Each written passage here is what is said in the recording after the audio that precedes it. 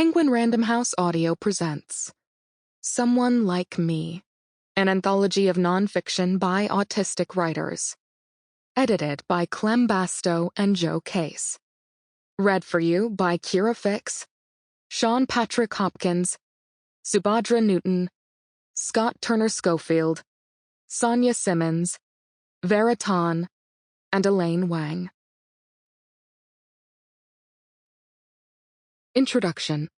Dr. Clem Bastow and Joe Case. Clem.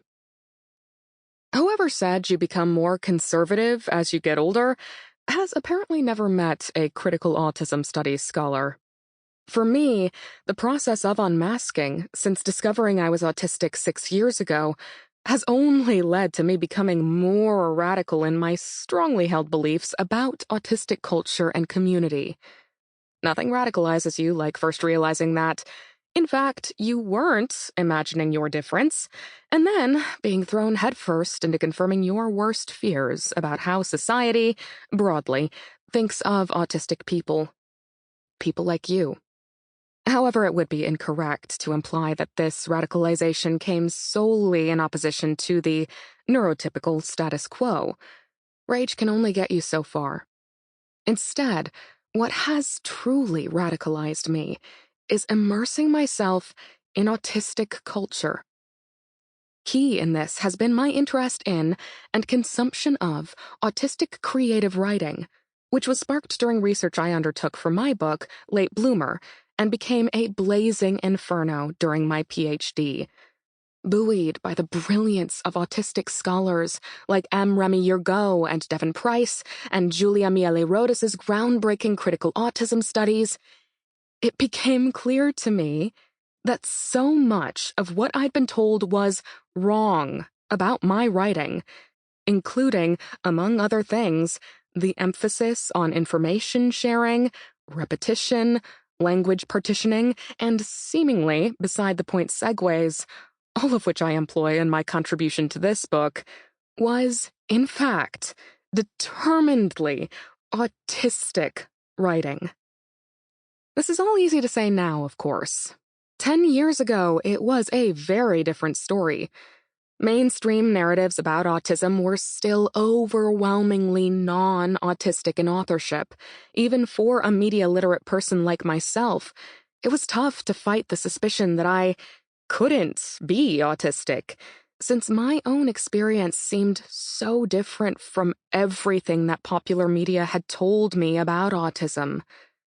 We lived for many years, and to some extent still do, in a world, as the late autistic artist and writer Mel Baggs once put it, where an autistic person's viewpoints are likely to be shoved into the twin oblivions of, but we're not all like that, and thank you for showing me the autistic experience, TM. When I published Late Bloomer in 2021, it was still necessary to observe my own experience of autism through a non-autistic lens and for a non-autistic audience. I was stumbling into the light, blinking in the immediate aftermath of my official diagnosis as autistic. I was only a few years into my journey of unmasking. In many ways, I was observing myself through a non-autistic lens, still desperate to cling to Baggs's, but we're not all like that. Discursive evidence of my own and other autistic people's experiences had to be backed up by and share sentence space with clinical literature and hard stats from studies that, with few exceptions, treated us like a problem to be solved.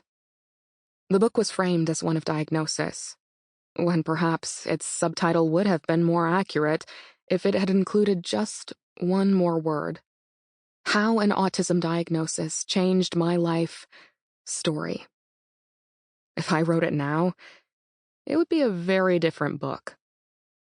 Without having investigated my experiences through that newfound lens of self-knowledge, I certainly wouldn't have come to understand my gender in all its complexities. But somewhat ironically, given the old chestnuts about autistic people and nuance, I had to skim over that lest I steer focus away from the late-life diagnosis story.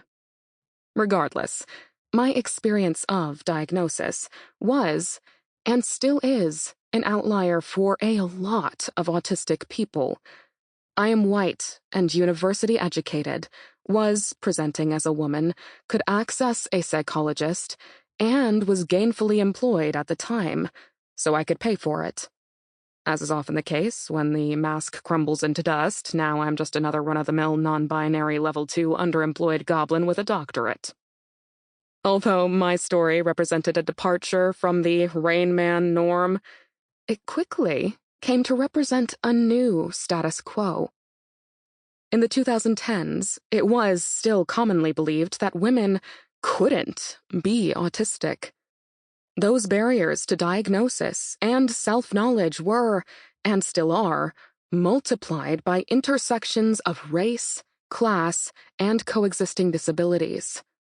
Autism is still constructed rhetorically, clinically, and in media as an overwhelmingly white, male condition.